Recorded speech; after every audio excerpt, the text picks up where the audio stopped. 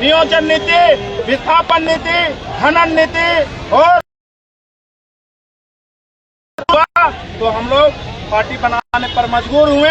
हमने झारखंड को तीसरा मोर्चा के तौर पे दादा कि हमारे झारखंड के लोग तब सरकार कहती है 1932 का जो खतियान है इसे पहले पॉइंट में रखती है और अपना मैनिफेस्टो में 1932 स्थान नीति तमाम चीजें, उसके बावजूद भी जनता फिर से उन्हीं को वोट देती है और फिर सारा का सारा जिम्मेवारी कहीं न कहीं आप ही के पार्टी के ऊपर लोगों की उम्मीद अभी पूरा झारखंड का टिका हुआ है। अगर कोई कुछ कर सकता है तो जेल कैंप पार्टी कर सकता है, जेल कैंप पार्टी के प्रत्याशी कर सकते हैं, उनके कार्यकर्ता कर सकते हैं। नहीं, ये देखने को भी मिलता है कि हमारा जब चुनाव हुआ, चुनाव के बाद सबसे ज्यादा कोई ग्राउंड लेवल में काम कर रहा है और कोई सबसे ज्यादा मांग कर रहा है। आज भी प्लांटों में कहीं भी हो, ब्लॉक में हो, धरना प्रदर्शन सबसे ज्यादा यही पार्टी के लोग, यही पार्टी के प्रत्याशी आज भी जनता के लिए खड़े हैं। तो आज भी झारखंड के जनता को उम्मीद है कि कोई झारखंड में हमारा हक अधिकार दिला सकता है तो टाइगर जयराम महतो के पार्टी, यही पार्टी हमको हक अधिकार दिला सकता है। 2019 में जब हेमंत सोरेन का सरकार नहीं था, उस समय ये वादा करके आया था, इसका मैनिफेस्टो में फर्स्ट पॉइंट में था कि मेरा सरकार बनता है तो हम 1932 खतियान लागू करेंगे।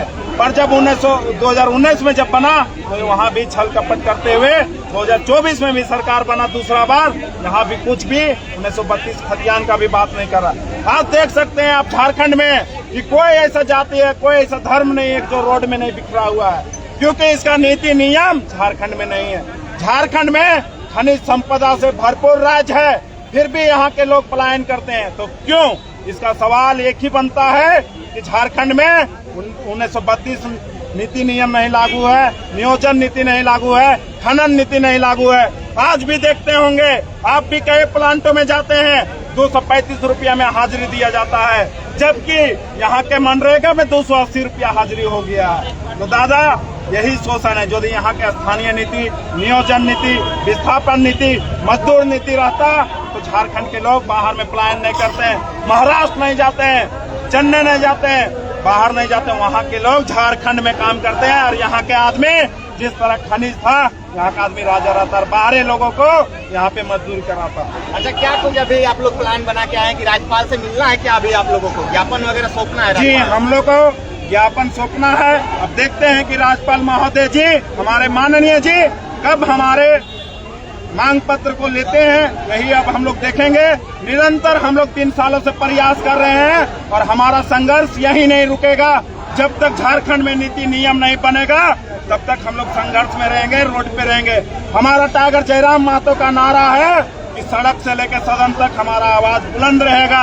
आप इस सदन में देख चुके होंगे कि हमारा पार्टी का एक ही विधायक है, पर 81 में से पूरा झारखंड में, पूरा देश में एक ही विधायक का नारा चल रहा है, टाइगर जयराम महतो का, क्योंकि उसका विचारधारा और पार्टियों से अलग है, उसका कार्यशैली और पार्टियों के नेताओं से अलग है। आज भी 18 घंटा से 20 घंटा वो जमीन में बैठ के जनता दरबार लगा रहे हैं। आपने सुना होगा कि हमारे विधायक जी, माननीय हमारे पार्टी के सुप्रीमो टाइगर जयराम महतो ने वादा किया था कि हमारा जो भी वेतन आएगा विधायक बनने के बाद 75% हम दान कर देंगे। अब देख चुके होंगे कि ये घोषणा हो चुका है, उनके पेमेंट उनके अकाउंट में 4,80,000 रुपया घुसा है। तो वो अपने विधानसभा क्षेत्र के लोगों के लिए, बच्चों के लिए जो इस बोर्ड एग्जाम में, 12th एग्जाम में जो टॉपर किए हैं, उन लोग को दान कर दे रहे हैं। तो हमारा पार्टी का वादा और इरादा एक ही है, हमने कभी छल कपट करने का काम नहीं किया है। आज भी प्लांटों में मजदूरों के साथ कोई खड़ा रहता है तो यही पार्टी के लोग रहते हैं। जहां पे पहले मुआवजे के तौर पे, नियोजन के तौर पे कुछ नहीं मिलता था, आज 20 लाख 21 लाख उसके बाल बच्चों का भविष्य आज ये पार्टी तय कर रहा है। तो जाहिर सा बात है कि जनता हमेशा प्यार करेगी इस पार्टी को और करते रहेगी। चलिए, आपका शुभ नाम जानेंगे?